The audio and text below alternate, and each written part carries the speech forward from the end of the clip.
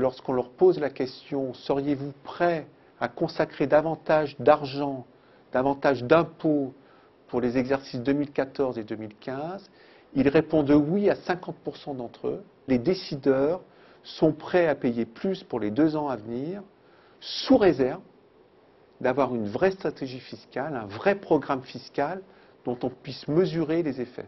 Il n'y a aucune stabilité dans la politique fiscale française.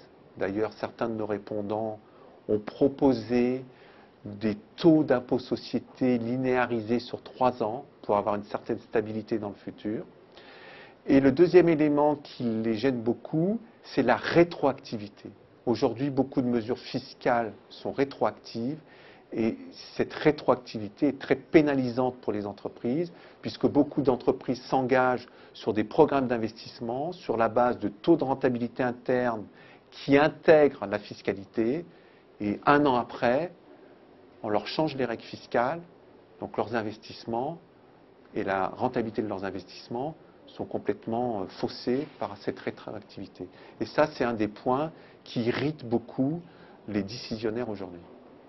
Ces mêmes dirigeants souhaitent une politique fiscale harmonieuse au niveau de l'Europe, avec un bénéfice fiscal qui soit identique à tous les pays, avec les mêmes règles de détermination, de façon à faciliter leurs tâches pour l'avenir. Et ça, je trouve que c'est une chose assez positive, parce que ça va dans le sens d'une transparence entre les pays, et qui va un peu dans le sens de la loi de finances 2014, qui prône justement la lutte contre la fraude intracommunautaire. Et il est évident qu'aujourd'hui, nos dirigeants attendent beaucoup en termes d'harmonisation fiscale, je le disais tout à l'heure, et en termes de baisse du taux d'impôt société.